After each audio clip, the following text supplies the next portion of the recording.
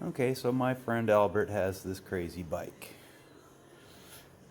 He wanted some shotgun shocks put on.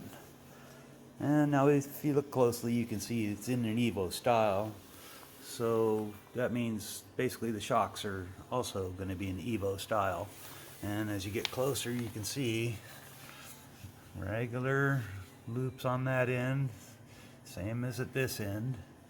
That's pretty standard. And this basically the same situation you're going to find with all the shotgun shocks that are in the Evo style package. Anyway, that was a pretty standard installation, just putting the shocks in. That's just going to be the same as every other Evo, basically, even though this is a chopper.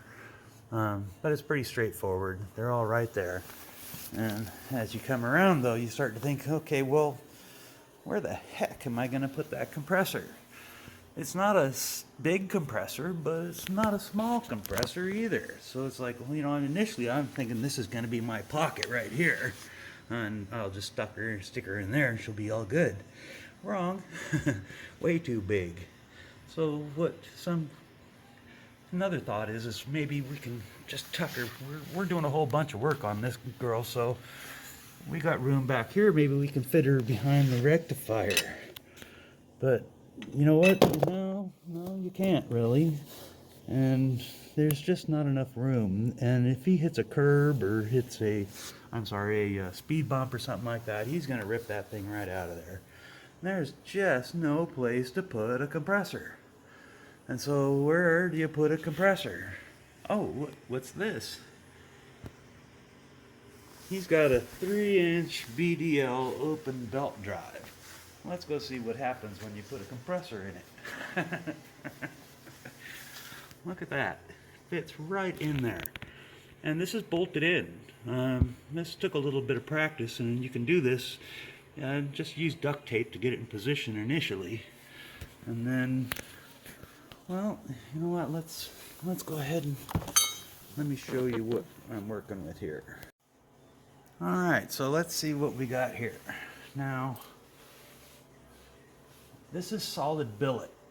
Not dirty, but solid billet. This is a solid slab of billet aluminum right here. When you pull this baby out, look at that. Got just enough room for a compressor. And you can see there's nothing really in there interfering. This is clear. The only issue we have is the bolt does in fact touch the block. So you got to be, well, it's up here. We're going to replace that with a 7/16 Allen or Torx head. So that won't be an issue. Now what you might also notice is we're not using the really nice billet mount that they sent us with. Instead, and I'll throw you a picture of it in a minute. Instead, we're going to use this stainless steel muffler clamp. It's only, a few bucks on Amazon, and it's stainless steel, and boy, it works beautifully. It fits perfect. It locks that baby right in. I'm not even going to use the second bolt on it. It doesn't need it really, and it's kind of trapped in place. Once you use a 7/16 bolt, that ain't going anywhere. Okay, so then now we need to hook up this stuff. But generally speaking, it's like you can just drill right. You can drill a good 1.25 inches into this, or inch into it anyway. Not 1.25 inches, but an inch. And this is all behind it. It's back here. You can't see it. Once the belt drive is on, you'll never even know it's there, other than what you can see from above. And I'm thinking that might have a future story.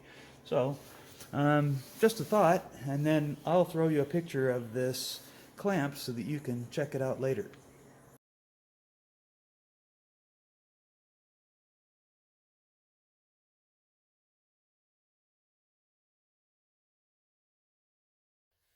Now we're going to put the switches, and you can see I've actually shaved this down, curved the top, because I'm going to hide it behind that.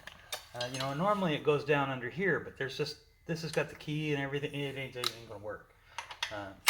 So let's pull this off. Let's get this all loose. I've already loosened this bolt up. And I've already fed the wires in, so they're not going to be in the way. And we'll put this little beauty right there. And then slip that around. Come on, you. There pull it back in.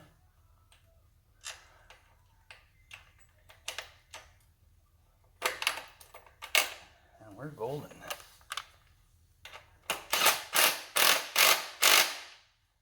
And it's just a matter of tightening this back up, and she's done. She's ready to rock. And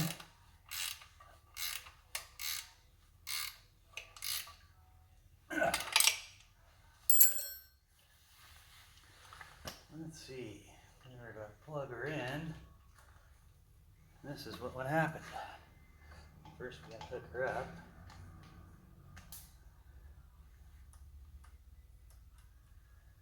Wrong one? Yeah, wrong one. Yeah.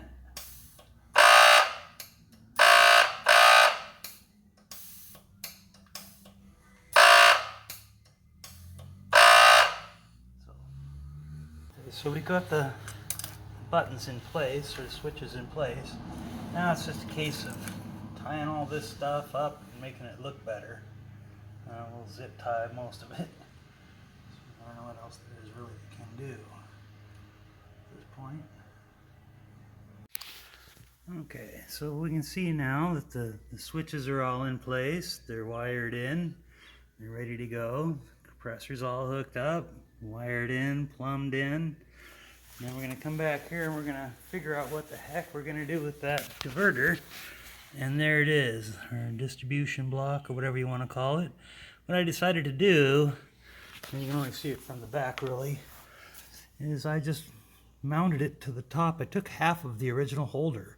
This is that aluminum, billet aluminum holder. It's a really nice holder. It just wouldn't work for this bike. But I used it and I drilled a hole and I mounted it on the actual bump stop.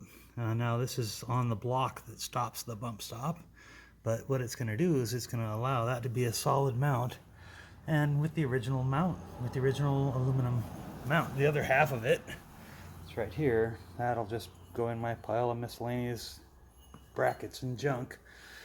But what that does is that gives us a nicely solid mounted hose distribution block, or whatever, the distribution solenoid. Yeah, and everything is already hooked up. You can see the black hose is in, the 1/4-inch hose is loose and coming in from the other side. The green hose comes from the opposite direction, and that's just because I wanted it to have lots of extra room. Lots of moving around play room. So let's get some light over here. And you can see I threw a little zip up there just to keep it off the shock itself. But yeah, and see that locks on there really good, and it's clearing this back so that when we put the backing plate on, it's not going to interfere with any. It'll probably go on the other way, and I may have to put a little washer behind each one to get that level off properly, because I got it a little close to the edge and I needed to. And I'm going to leave this stud hanging on because I might use that for mounting something else later. But either way, it isn't hurting anything where it's at, and you won't be able to see it once it's got its cover on. You can see the green hose up there coming in. You can see the black hose, and they're all clear. I can't really get a better view of that than that. Anyway, there you go. Now what I've done with the relay, because it has its relay, and when I got a little tricky with it, I just drilled it out the hole a little bit and I tapped it. And you can't really see it in here, but it is actually there. And if you look around here, you can see it's hiding underneath. That's basically it right here in this corner. When you look down there, that's where this cord is going. And what I did is I just basically reversed it so that the flat side is against the metal plate here, and the bump out is on underneath these pipes and this steel. And the basically the hole in the relay is right here, and I've just oversized it so this would fit through it. And I'm really just kind of trapping that between this plate and the frame so that it holds it in place. If I take this out, it'll and pull that plate away, you'll see that the relay is mounted to it. And that pretty much concludes maybe you can see up under there. There we go. Anyway, what that does is that pins it in place and gives it a nice place to kind of hide and go away. And now you can see also the backing plate is on this. And now the diversion or the diverter block or diverter solenoid is all hidden basically. It's not from the front so much as from the back. In the back you really can't see it, and as you can see I trimmed the edge off of that instead of putting washers on it. But that worked out really good. I'm really pleased with how that turned out. And so now we'll see how well it works.